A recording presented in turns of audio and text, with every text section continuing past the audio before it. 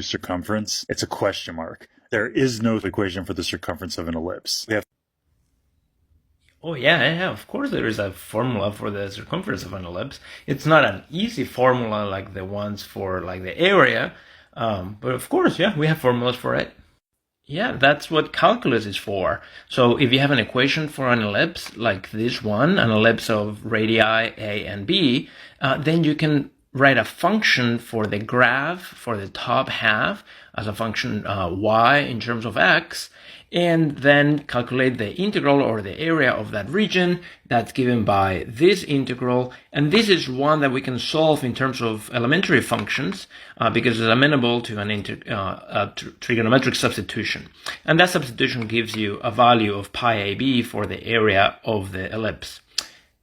However, for the circumference, we can compute the circumference in terms of this formula, where here E is what we call the eccentricity of the ellipse, which is the square root of 1 minus b squared divided by a squared. But this integral is not one that we can solve using elementary functions. So it doesn't have an elementary integral, but it's a formula for it nonetheless. There is no elementary function that is an integral for this function in the integrand.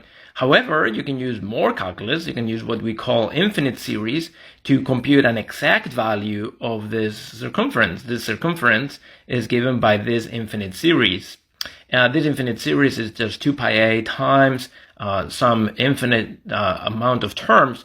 But what you can do instead of trying to compute, well, the infinite series is that you can do approximations by cutting the infinite series at any point, and then you get approximations, and the farther you go, the better approximations you have.